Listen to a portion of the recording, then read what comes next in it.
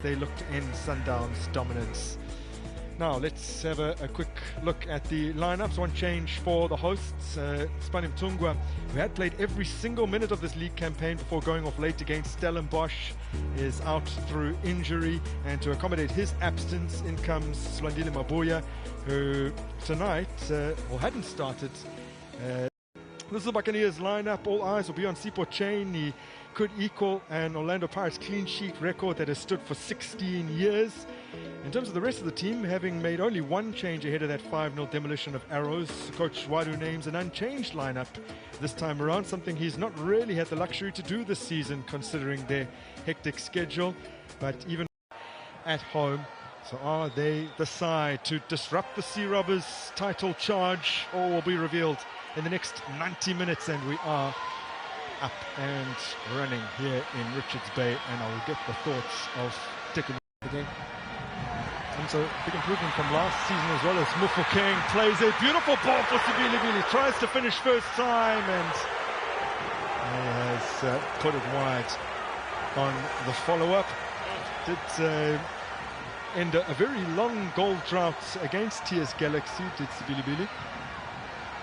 You look at here, you look at the five that is at the back, but you expect Kokani to be the one that will be able to just really, but that's committed in. But look at the run, look at the really pass.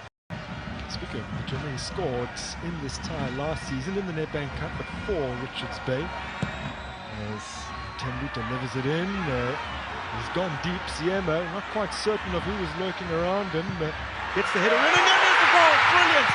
Oh wow! What a hit from Tulani Kumete! Well, Orlando Pirates were the last team in once again. So twice in just a few weeks, having not been beaten from range since February last year prior to that. And you look at the ball whenever it was played inside the box, I mean, that's a strike. That's a volley. Look at the way also Mduduzi just placed it, and also the body, you know, the body of Gumete being able to use, to slice it a little bit on his outside foot, just to give it enough power to actually beat Sipho. But also looking at it earlier on, I think there was a miscommunication or that equalizer. So they will come, but it's important then when Richards Bay, whenever they win the ball, they need to find an outlet to be able to play out instead of just clearing. Lands. This time Otieno just about equal to it.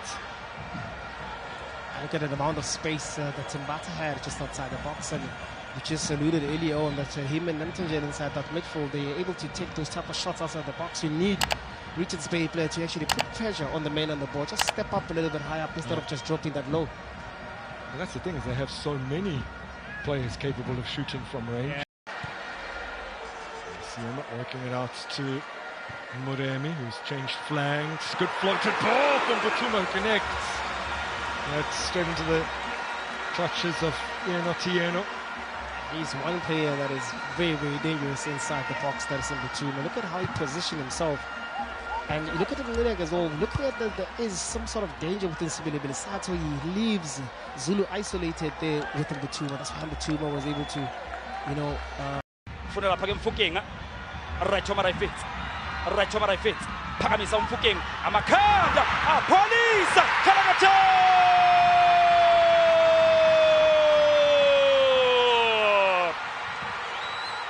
Wasako to Mizanda, Watu, Mizanda to Mishombe. Right over my feet, right over my feet. Pasca no Gushana Pasta Koni Shalele, Ihambeno Mofokeng. Obonu Appollis, Yata TV. Imali no mi. Engapakele nkundla kwela phake Thembela Sikhakane, nangu Sikhakane ke manje uyayiyela uSikhakane, lithola ngaphakele nkundla, ithuba Kalagato.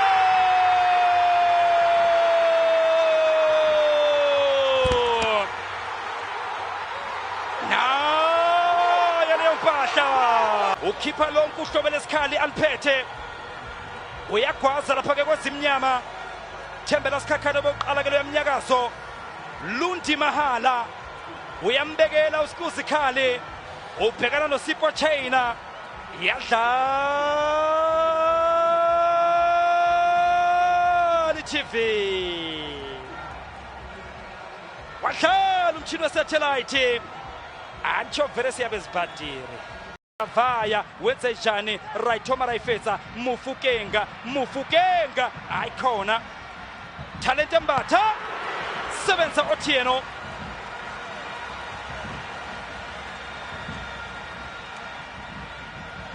buya nalo lizwa Otieno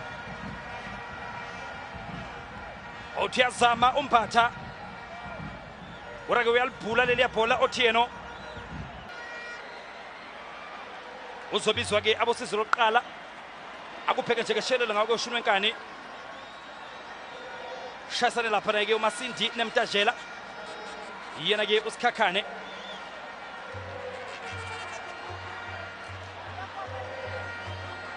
coach Papi Zothwane lindile ke ngempela ukubona ukuthi kuzothi ke khambe kanje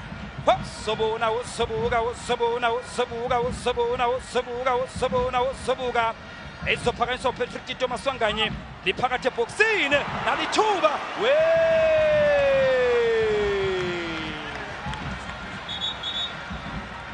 ligudla nobuso bamapali futhi ayibhola leOrlando Pirates enhle ikhona kika uyaphuma unozinti akanga Tito maswangwanyi ufuna ngapha kwenkundla siyema sibheka lapha ke siyema ufuna ke talent embatha Tito futhi phakamisa uTito ufuna ke evidence Magopa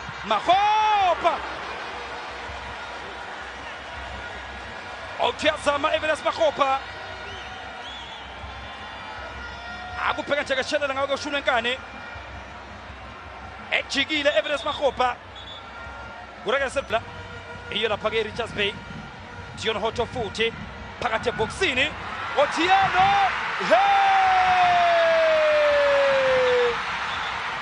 Otieno Pempe ifoul udlaliswe kabi unozinti Otieno Pempe udlaliswe kabi unozinti angiyazi ke leyenziwa ke uzikhali noZulu bafuna ukumudla ke ehlaza unozinti wendoda wafuna ukusikhipha ngewindi sikhokhile phasini wabamba wayeka nje njengogesi kalokhunjane bamphushile kodwa ke unozinti uye lapha ke uAndre Diong ebeselibambile wasemphusha ke engena ekhali izobe noTito sibheka lapha ke ibhola lakhe Dion Hoto eliveza kamnandi siyema Kalagato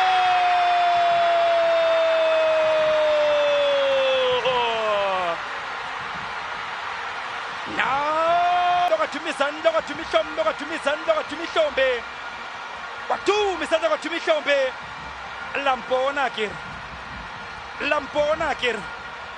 lampona kiri yadlala TV